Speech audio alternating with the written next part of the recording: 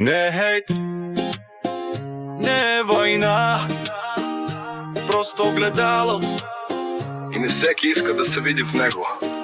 Родени Wi-Fi, кръстени стренг, мислят в клипове, живота им е фи. Говорят с думи, които не са техни, чули ги вчера, днес са легенди. Всичко е вайб, крач брутално топ, език под наем, безкорен, без плод. Искат да светят без да горят, да са някой без да платят. Всички искат да са модерни, но малко знаят защо. Всички викат, че са различни, а звучат еднакво. Всички искат да са модерни, но малко знаят защо.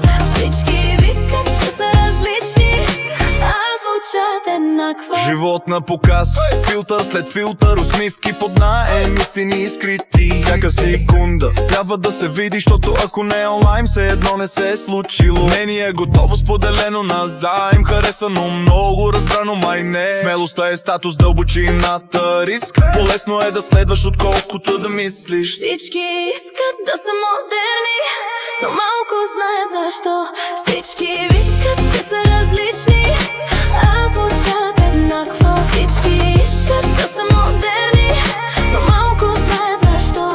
Всички викат, че са различни, а звучат еднакво.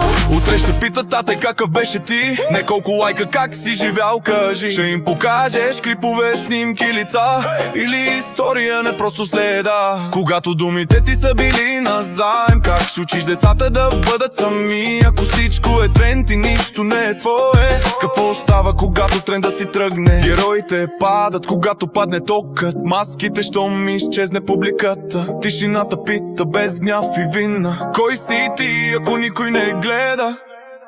А утре, когато екранът угасне, какво ще остане? ще им оставят профили Или примери. Ще ги учат на трендове или на мисъл.